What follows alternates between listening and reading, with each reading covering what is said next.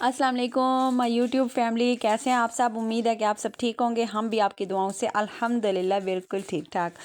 अच्छा जी, मेरे 2-3 दिन व्लॉग नहीं आए। उसकी वजह ये है कि मेरे बेटे को हो गया था डायरिया, और वो फिर डायरिया जब बच्चे को होता है तो जाहिर सी बात है जिनके छोटे बच्चे हैं वो माएँ समझती होंगी कि कैसे बच्चे हो जाते हैं चिड़चिड़े से, और वो कुछ करने भी नहीं देते। जिस शाम ये मेरे बच्चे को हुआ है उसकी सुबह से ये जो उसके अगले दिन मतलब सुबह जो मेरे 2-3 क्लिप बने हैं वो मैं आपको या आहिस्ता आहिस्ता वीडियो में ही दिखाती जाऊंगी। रात को जाहिर सी बात है इसकी तबीयत ख़राब हुई है, साथ में डायरिया हुआ है, तो वो इस तरह होता है कि पैम्पर्स से बाहर मतलब बच्चे के कपड़े क्या बेडशीट तक भर गई थी। फिर वैसे भी ईद थी, मैंने बेडशीट चेंज करनी थी। मैंने सुबह बेडशीट वगैरह चेंज की, फिर बच्चे को लेके गई, उसकी मेडिसिन वगैरह ली, और फिर आके घर हस्बैंड को बोला कि आज इफ्तार में क्या करना। उन्होंने बोला आलू की टिक्कियाँ बना दो। फिर 29 रोज़ा भी साथ था, तो मैंने समझा कि आज पत्नी चांद रात बन जाएगी। और जो बेडशीट उतारी, जो कपड़े थे कि बच्चों के, वो मैंने मशीन लगा के कपड़े भी धोने शुरू कर दिए।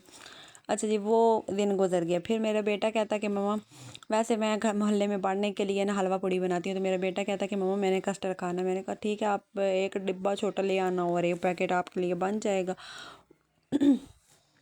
तो वो मैंने उससे मंगवा लिया था।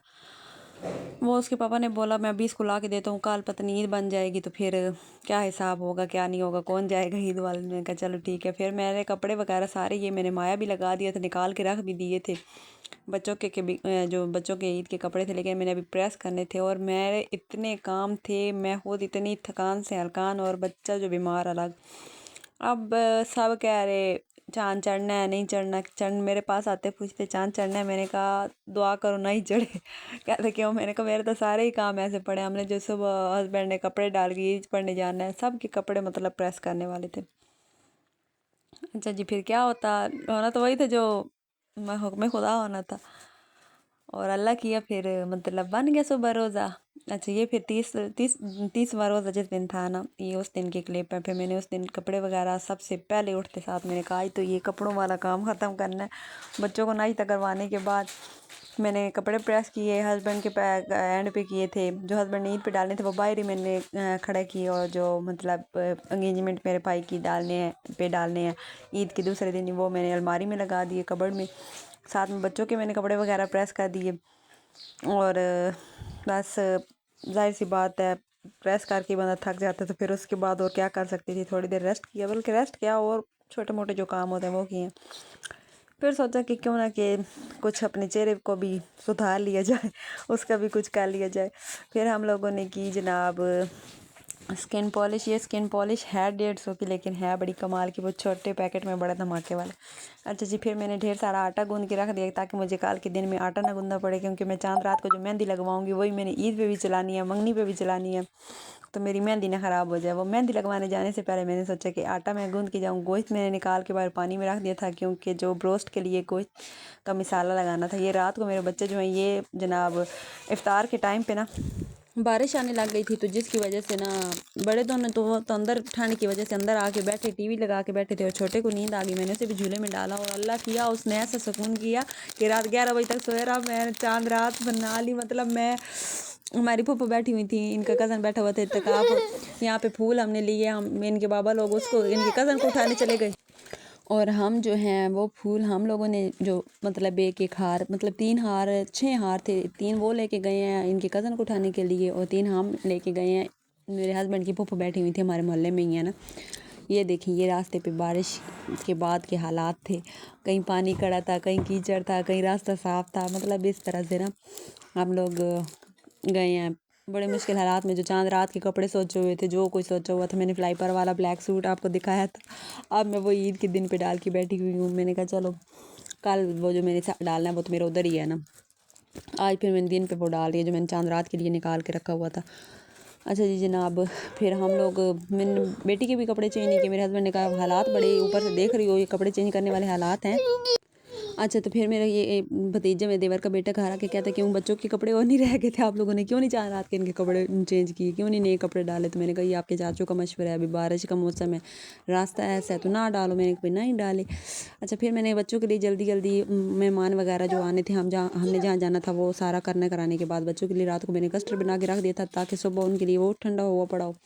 उसके बाद जनाब ये सुबह 5 बजे का मेरा है कि मैं सुबह सुबह जब उठी हूँ, मैंने मतलब 5 बजे फ्रेश वगैरह हो गया, जो नमाज वगैरह का काम था वो करने के बाद मैंने सबसे पहले मैदा गूंद के रख दिया है, जो मैंने पूड़ियाँ बनानी है। क्योंकि मैंने कहा जब मैं हलवा अगर पहले बनाऊंगी तो फिर मैदा ताज़ा गूंद के फिर मैं उसको बनाने लगूंगी ना पूड़ियाँ, तो वो जब वो जो बैटर इसका होता है मतलब वो अभी स्मूथ नहीं हुआ होगा, जिसमें असी पंजाबी च आखते हैं कि आटा हलना संवरा नहीं है मतलब वो नहीं होगा ना।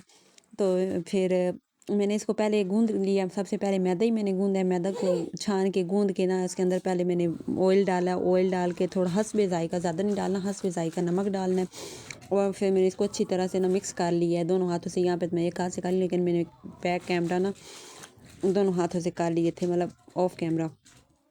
उसके बाद जब ये सारा मैंने गूंद लिया तो ऊपर थोड़ा सा मैंने ऑयल लगा के रख दिया था। और ऑयल लगा के रखने के बाद जनाब मैंने फिर ना हलवे की तैयारी शुरू कर दी थी। हलवा मैंने चढ़ा दिया ऊपर कढ़ाई के ऊपर। मैंने कहा ताकि बच्चों के उठने से पहले पहले ना मेरे हलवे शलवे सारा काम हो जाए।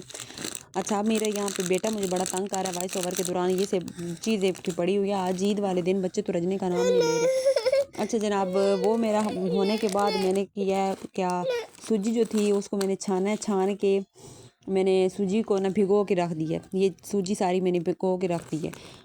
ये तकरीबन 1 किलो की करीब सूजी थी, या थोड़ी सी बीच में कम होगी, लेकिन ये ज़ाहिर सी बात है हलवा काफ़ी बन जाना है, कढ़ाई बन जानी है वहाँ हलवे की।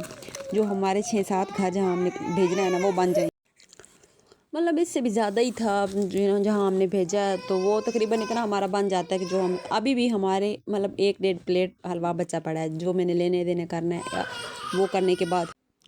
अच्छा जी, फिर मैंने ऑयल कह रही हूँ, घी डाला है कढ़ाई में। जब घी गर्म हो गया तो उसमें मैंने तकरीबन चीनी डाल दी थी। जितनी सूजी थी उससे मैंने कम चीनी डाली थी, लेकिन मैंने अंदाज़ा लगाया कि मुझे दोबारा ये सारी जो है ना ये सारा प्रोसीजर हलवा तैयार करने के बाद मैंने उसे निकाला है। फिर मुझे इसी तरह घी, फिर चीनी, फिर वो मैंने करके फिर दोबारा मतलब 2 दफ़ा मैंने उस हलवे को बनाया, क्योंकि वो मीठा बहुत कम था। ये सारा करने के बाद जनाब ये मैंने अब जो सूजी भिगो के रखी थी वो सारी मैंने इसके अंदर डाल दी। ये मैं पहले इसलिए बता रही हूँ कि मुझे 2 दफ़ा प्रोसीजर करना पड़ा, क्योंकि दूसरी दफ़ा जब प्रोसीजर मैंने किया था ना उसकी मैंने वीडियो नहीं बनाई थी। मतलब यहाँ पे मैंने ये इस तरह बड़ा इसको मुश्किल से किया, इतना तो मैंने 1 मिनट तकरीबन कैमरे के सामने ये किया, लेकिन बाद में मैंने इसको हिला हिला के मेरा बाजू जो है ना वो शाल हो गया था। और फिर एंड पे जब मैंने हलवा चखा तो चीनी बहुत बहुत कम थी।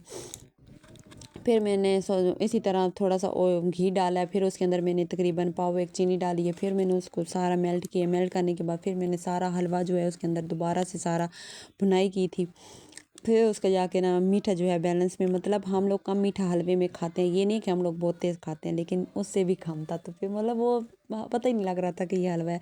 हालांकि चीनी मैंने अच्छी खासी डाली थी, लेकिन पता नहीं होता है कोई चीनी किसी की कोई चीनी ज़्यादा मीठी होती है, कोई क्योंकि कोई चीनी मोटी होती है ना, तो मोटी चीनी में ज़्यादा मिठास होता है, ऐसा कुछ होता है।